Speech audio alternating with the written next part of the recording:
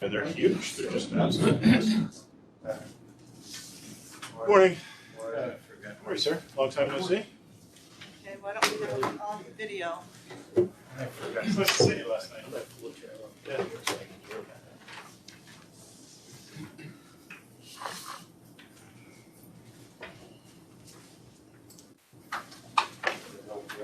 I don't know. This looks new from the last time I did it. This is new, huh? This ad. Video. Oh, there's everybody itty bitty. What about the remote people? Shoot.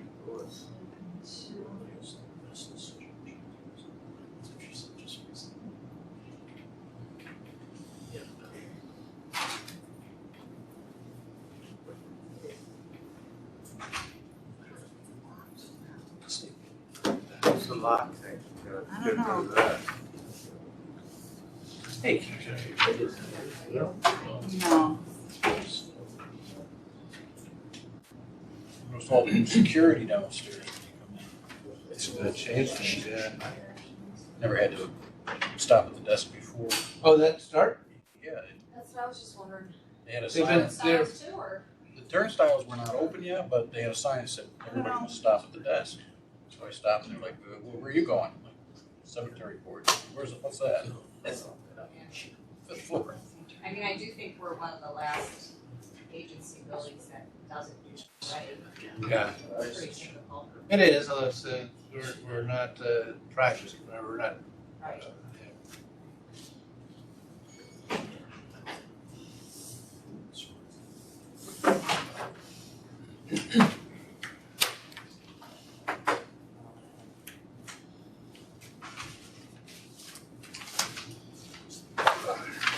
On? Can't tell if it's on or not on.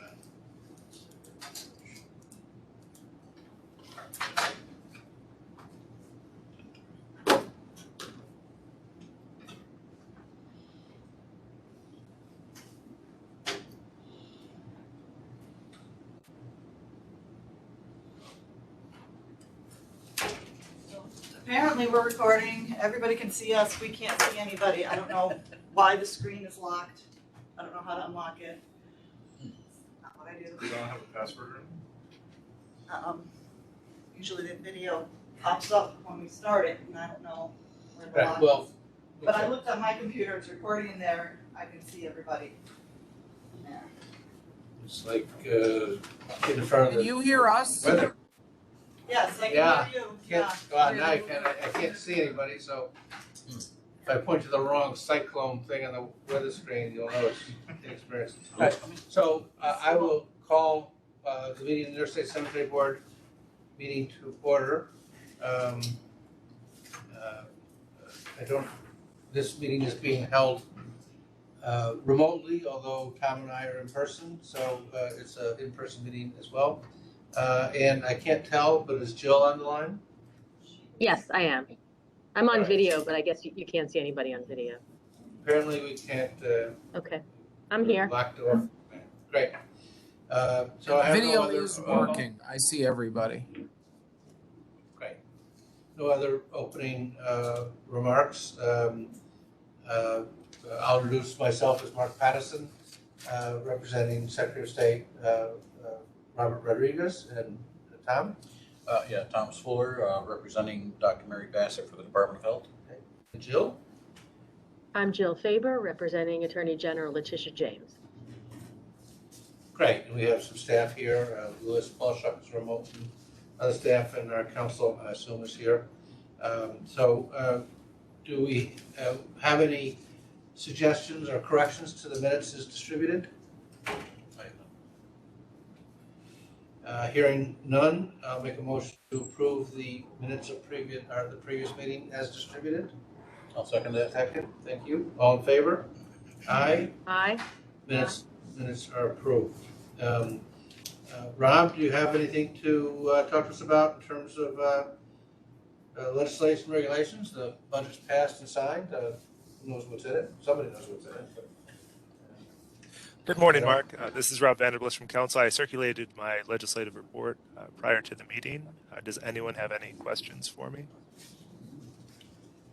Hearing none, I'll just mention again that the regulations to help prevent abandonment were adopted in March and continue to work with Division to operationalize those regulations. And other than that, I have nothing further. Okay, Rob, thank you. Louis, do you have a report from the division? Sorry, I had to find the mute button. Couple things. Number one is on annual reports, about half of the annual report, if you haven't filed your annual report yet and don't have an extension, you're late, unless you're on a fiscal year. Please file it.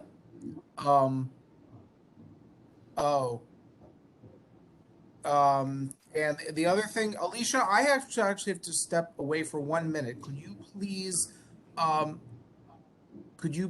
you or Carrie go over the accountant checklist? We've been talking about ways of, oh, never mind. I do not have to step away. Sorry, there's people coming into the house in the background. I thought I had to open the door. So number two, staffing. Andrew Hickey is retiring next week. We obviously wish him all the best. That leaves us with 2 accountants. We are working on recruitment for accountants. We have a recruitment, right? We have open recruitments in the Albany positions. We are also working on filling the Binghamton and Buffalo positions, and we're also working on filling our vacant administrative assistant position. So that's all what's going on with that. I was going to say for annual reports, I think I got interrupted by myself when I said that. About half of our annual reports are coming in online now, which is really cool. So please keep that up. And the last thing I wanted to talk about personally is we had a division-wide meeting in Binghamton last week. We had a conversation about streamlining the board process to try to make things easier and reduce the amount of paper the board has to read. There are 2 concrete suggestions that came out of that I want to bounce off the board. Suggestion number 1 is that we, for land purchases and sales where it's less than 50 grand,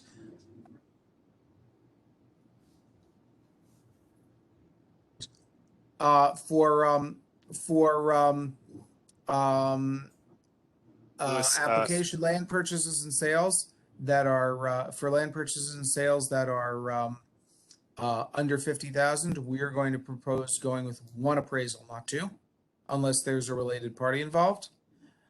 The second thing, again, I'm not asking the board to vote on this. We're telling you we're going to do it. We think the sensible thing to do is for us to do it, let the board see an application that looks like this, and then you can opine as to whether you think it's good. The second thing, which I think I do want board action on, is for a Columbarium project where it's the cemetery's second or more Columbarium. It's not their first one.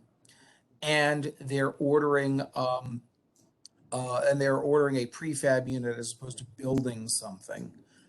We would suggest that the board delegate to the division the ability to approve such projects. There's usually just completely uncontroversial, and I don't think it's a productive use of the board's time to have to do that. We will still give them a thorough review and share with council. That one, Rob, correct me if I'm wrong, but I think it would be best if we did get board action on officially delegating that to us. Hi, everyone. This is Rob Vanderbliss. Go ahead, Rob. Thank you, Mark. I was just going to say that, given past practice of every Polymeric application going to the board, I think that for clarity's sake, that does make sense.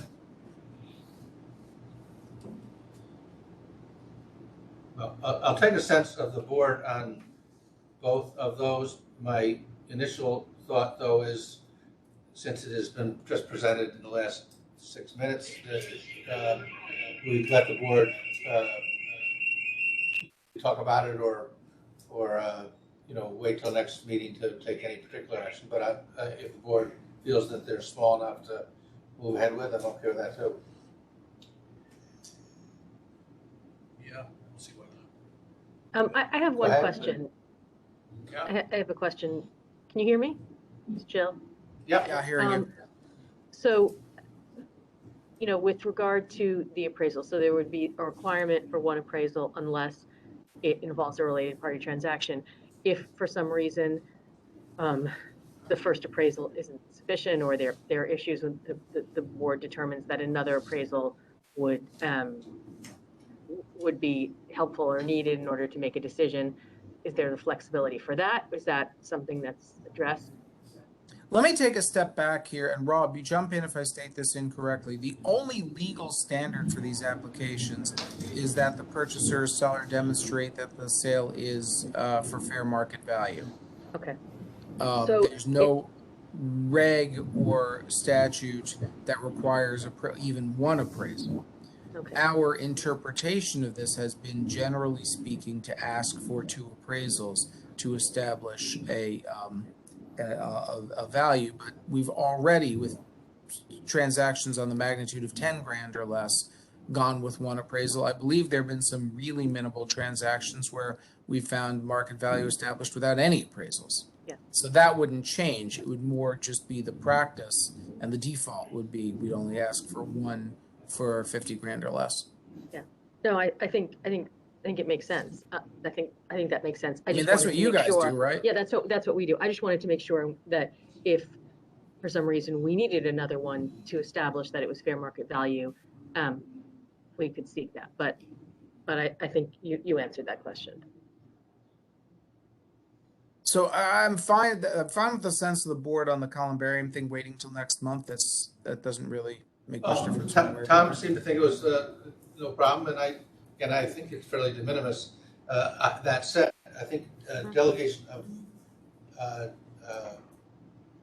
duties to the from the board to the division takes some sort of affirmative vote. I'm not 100% sure of that, but I think that's right. That way we have a list of duties that have been delegated, and we review those annually to make sure that the board is still comfortable with that. So if there's no objections to that delegation, I'll make a motion that we delegate the authority, and what am I delegating? The authority to approve Columbarium projects where the cemetery has at least 1 previously approved Columbarium, and the Columbarium unit to be installed as a prefab unit. Okay, what he said. So I'll make that motion to delegate that function to the board. Second? I would second that. Okay. Any other conversation amongst the board members? All right, all in favor? Aye. So that is On the delegated appraisals again. Right, on the appraisals issue, we're just going to show you one with 1 appraisal next time we get one that's small like that. And you can read the application in context and see whether you're comfortable with it or not.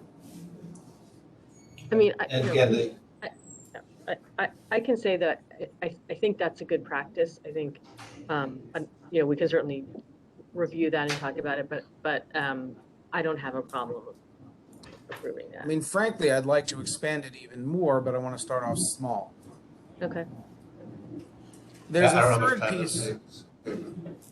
There's a third piece of this, which I'm going to defer to either Carrie Ferezzi or Alicia Young on, which is because we only have 2 accountants, and because for many projects, accounting review could be very simplified. We've developed a checklist for accountants to apply to reviewing applications instead of doing a full accountant's write-up. And I'm going to defer to one of them to review that with the board and see whether people have any comments. Mm-hmm. I don't know which of you guys want to do it. I don't have the checklist in front of me. I didn't know you. All right, well, why don't we circle back to that a little later? We can get it. I have. You have a copy? Okay. Alicia authored it, so. So I created a checklist of things that we generally look at for an application. Instead of doing full, paragraph after paragraph write-up, it's more or less just a bunch of yeses and nos. Are they up to date on their reports? Are their vandalism assessment payments current? Are they operating at a surplus to making money? Do they have any deficits in their trust funds? Do they have any permanent maintenance loans? And circulated this, and I have included this in one of the Webster Union Polymeric application. So for your review, see if there's anything you would like to see added to this, but I think it would streamline the accountant's review process greatly, and it's also very clear for you and easily reviewed. And that cuts down on the paper that you would also have to forward, right? Yeah, I would add right now that the information that's on the checklist is generally what we're writing up in paragraph form in the accountant report. It's pretty inclusive. Alicia can show you a copy of it. But the intent is the same, to make sure that the cemetery is operating successfully, financially sound, and in compliant with division rules and regulations. And I think that there's space on there. If there's any extenuating circumstances, we can explain that further. But for the most part, the simple applications might be accomplished quicker for both us and the board's review with that checklist. Okay. And again, this doesn't require this the board or division practice, and so you're just advising the board. Thank you. And again, the goal is to cut down the amount of paper that we're sending, which, we're not trying to diminish the amount of information the board has, but we're trying to make it so it's accessible, and the board can always ask for additional information. Sure. So that's just a FYI, and does anybody have any concerns or comments about the checklist? No, I think it's And I it's support much easier to understand. the effort to streamline that process. Sending out board packets with multiples of hundreds of pages, so it's more than I can go through on a regular basis. Is there anything else, Louis, that you'd like to raise?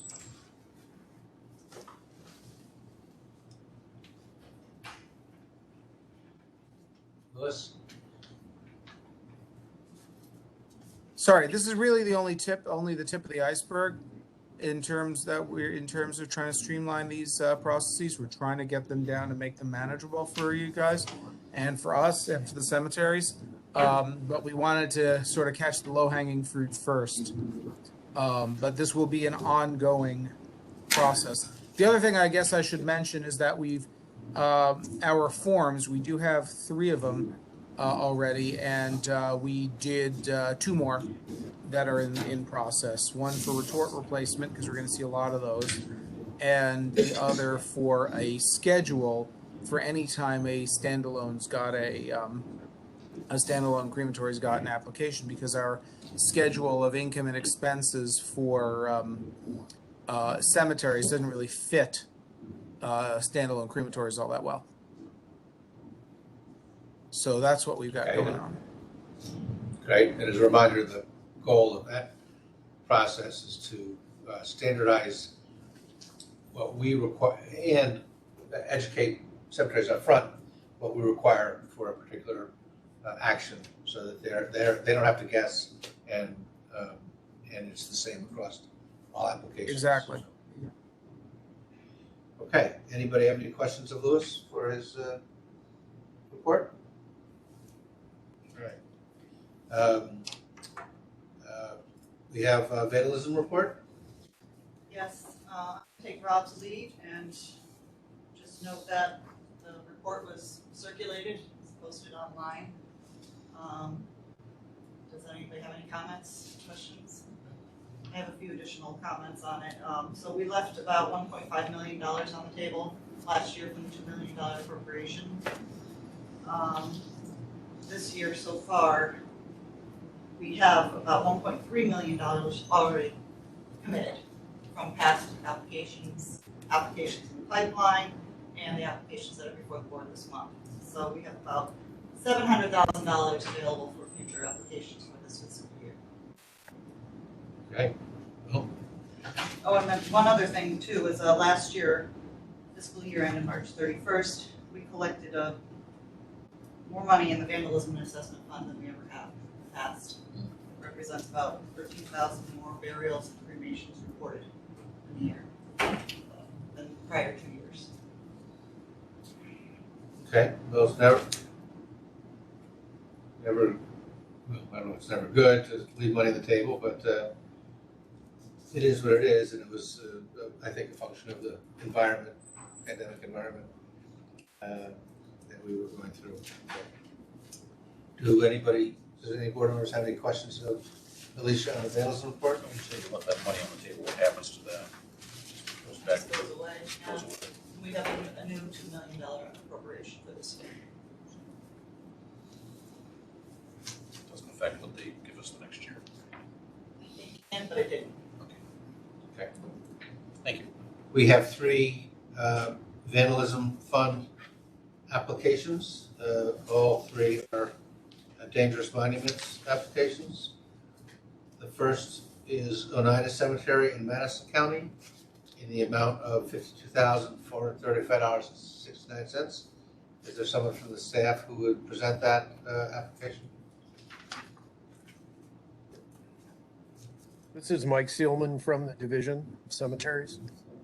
Oneida Cemetery is a small cemetery in Madison County, and they submitted an application for the repair of 60 hazardous monuments. I looked at the monuments and determined that all 60 appeared to be hazardous and eligible for repairs. They have an estimate from Paxton Cemetery Services to install 42 to 48 inch foundations. They ran their legal notice. They had no response to the legal notice, and they checked their records to see if they had last known addresses for any of the lot owners, and they were unable to find any. The most recent monument listed is dated from 1941. And I've recommended approval of this in the amount of $52,435.69. Anybody have any questions on the application? No. I'll make a motion to approve the vandalism application for Oneida Cemetery in Madison County in the amount of $52,435.69. Do I have a second? Second.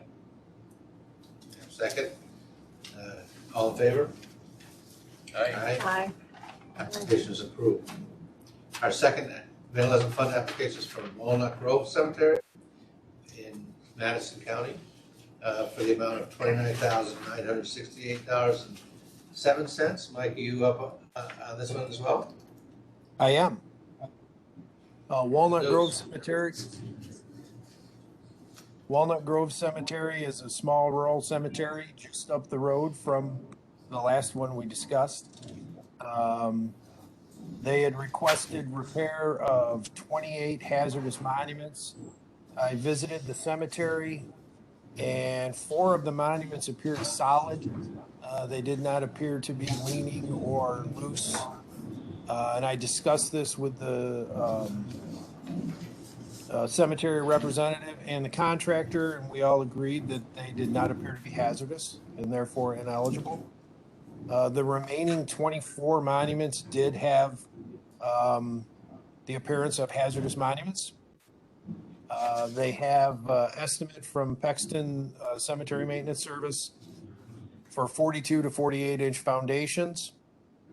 They checked their cemetery records to see if they had last address for any of the lot owners and were unsuccessful. The most recent monument is dated 1923. They had no response to the legal ad that was posted. The only issue that is interesting about this, or not interesting, but different about this application, is that 4 of the monuments were removed. And again, we discussed that with the cemetery representative and the contractor, and they all agreed. I recommended approval in the amount of $29,968.07. I missed the interesting part before, that they weren't approved. Is that what he said? Forward. Yeah, okay. Yeah, You just summarized. Okay. Got it. yeah, the Okay, 4 does were. anybody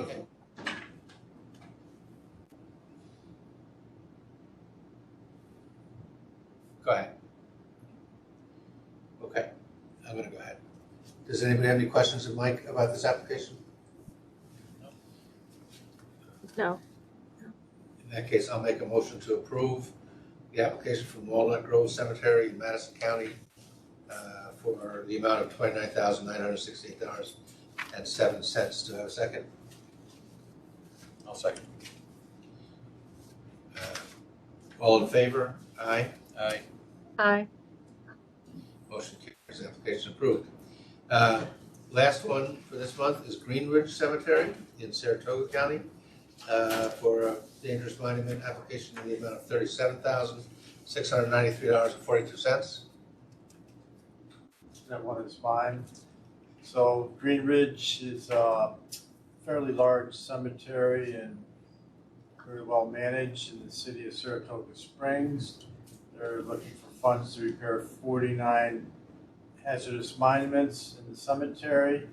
I visited the cemetery and I identified all 49 as being dangerous in need of repair.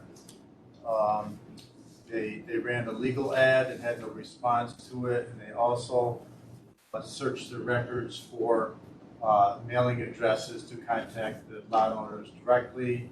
And since the monuments date from 1840 to 1920, they were unable to find any current addresses to contact the lot owners directly. So everything appears to be in order. The one estimate proposes to set the foundations at 42 inches.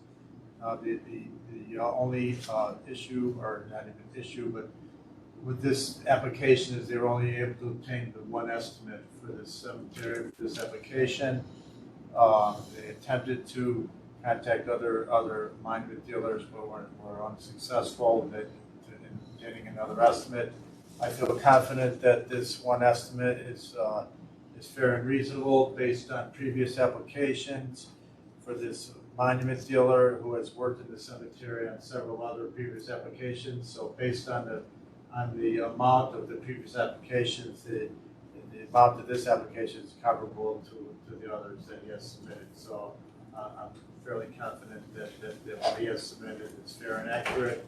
And so I recommend approval for this application, the amount of $37,693.42.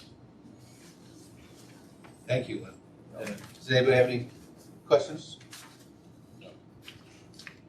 No questions. I'll make a motion to approve the application of Greenridge Cemetery in Saratoga County for dangerous monument repair in the amount of $37,693.42. All in favor? Aye. Aye. Did I get a second? You got a second. Yeah. All in favor? Aye. Great. Motion carries.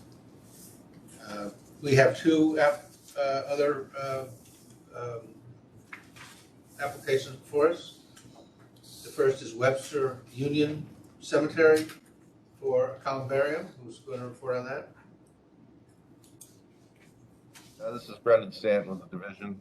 We have an application from Webster Union Cemetery, the town of Webster, Monroe County, and they are applying for approval to install two 64-inch columbarium units. They currently have other columbarium units and a dwindling inventory.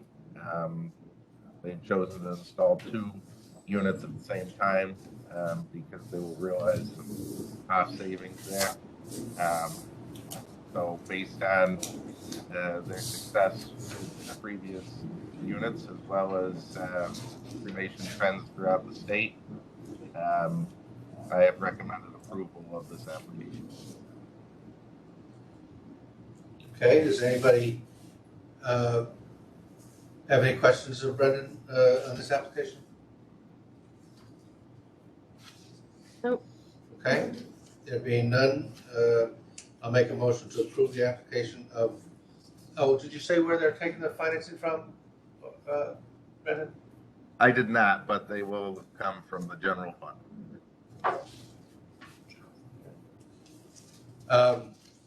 I'll make a motion to approve the application of Webster Union Cemetery. Oh, and Rob, I'm sorry, I'm a little out of sync here. Rob, is there anything you'd like to add to this? No, Mark, thank you. I will have comments on the next one, though. Okay, and I think I forgot to ask on the vandalism. But I you would have piped up if I had anything to say. Yeah, again, a little out of rhythm here. Okay, so I've made the motion. Can I have a second? I'll second. All in favor? Aye. Aye. Application for Webster Union Cemetery's Columbarium is approved. I have a second application of Pine Ridge Cemetery to add Columbarium, and who's presenting that? This is Mike Seelman. Pine Ridge is a very small rural cemetery in the town of Onondaga County. The cemetery has requested approval to install a 48-inch precast columbarium. It's going to be installed at the rear of the cemetery. This is their first columbarium project. They have there's a similar sized cemetery that's not too far from the cemetery installed similar columbarium 3 years ago, and they've been successful with it. And this board has decided they'd like to try to do that. The total cost is $15,589. It will come from the general fund of the cemetery. I've recommended approval of this. The cemetery, the contractor that will be installing the foundation for this columbarium happens to be a trustee, and one of his relatives is a trustee as well. So the cemetery has made this known to us, and ended up having a second board meeting to comply with the not-for-profit law. At that meeting, the trustee, who will be the contractor, was present to answer questions, but was not present for the actual vote. I'll defer to Rob if he has any other questions or comments on that. Rob, you're up. Thank you both. This is Rob Vanderbliss from Council's office. So just to continue what Mike began. So arguably, the foundation work to be completed by a trustee, arguably that probably does fall under the related party transaction portion of the not-for-profit corporation law. I just wanted to highlight the steps that the board took. So prior to entering into the transaction, the contractor and his relative, two trustees, did disclose the conflict of interest to the board. Prior to the board entering into this transaction, they considered alternatives by getting another bid. They then deliberated at two different board meetings on those two bids and documented their decision to go with the trustee. That documented decision being that they're familiar with his work and it's of good quality. And so, based upon the information provided, it does appear that the cemetery's board did walk through not-for-profit corporation law 715 and take appropriate steps prior to entering into what is arguably a related party transaction. If there's any questions, I'm happy to try to answer them. Are there any questions of Mike or of Rob on this application? No. Jill? No, thank you, Rob. That was helpful, your analysis. Okay, so no other questions. I'll make a motion to approve the application of Pine Ridge Cemetery for a columbarium. Do I have a second? Jill, you're up. Sweetest social diversity. Second. There you go. All in favor? Aye? Aye. Aye. Aye. Motion carries. The application is approved. Sort of go backwards. I usually comment on the rules that we're operating under. Last I passed it, but we're operating under the executive orders, open meeting laws, which extends to, I think, April 15th. So I have no idea what will happen after April 15th. But while we are meeting remotely, and if noticed it that way. In fact, we have 2 board members who are in person. So I don't know if there's anything that you would add to that, Rob, in terms of the rules of the road. Only that the public has been permitted to attend this meeting through the WebEx or dialing in that was available in the meeting notice, and that the meeting will be recorded and later transcribed. Great. The other thing I usually comment is just to, tell people ahead of time that we're going to give everybody an opportunity for public comment, and that if you are a registered lobbyist, that you're required to identify yourself. We hope that everybody does in general. That helps us with the minutes. I think we're set for the public comment period right now. So is there anybody here wishing to address the board on matters that have been before us or other matters of the board? No one else. David Fleming from the New York State Association of Cemeteries. Very briefly, I just want to congratulate Andrew Hickey on his retirement and thank him for many years of attending NYSAC meetings to try to help, particularly some of the smaller cemeteries in the state, address some of their management issues, and being available on many occasions on applications that are going to go before the board. So thank you to Andrew and congratulations. Great. I'll echo that. They had a meeting, a staff meeting, in which people who were able gathered to wish Andrew good luck in his retirement. And I was unable to make it, so I reiterate that. We hope things go well for him in the future. And I also take the time to just thank the staff of the division. We've got some staffing challenges. That means everybody has to sort of scurry around and pick up work and make things happen. And I appreciate their efforts as we sort of work through the hiring dilemma. So, is there anybody else wishing to speak to the board? Our next meeting is May 3rd at the Crown Plaza at the Desmond. It is at 10 o'clock, 10:30? 10:30. 10:30 regular time. This is something we've done in the past. It's a great opportunity for the board to see and meet other cemeterians who are at the conference. And again, it's the first time we've had an in-person conference in a couple of years. So I did this for the other less known NYSAC not too long ago. Made sure the secretary had an opportunity to go speak to people, and after I introduced them to about 30 or 40 people, it turned out to be a super spreader event. So We'll do our best. I'm on probation for the period of time here, but it worked out fine. Are we in need of an executive session?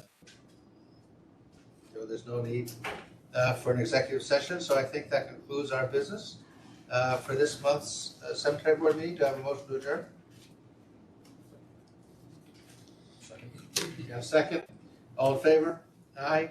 Aye. Hi, Aye. Meeting is adjourned. Thank you all for your attendance.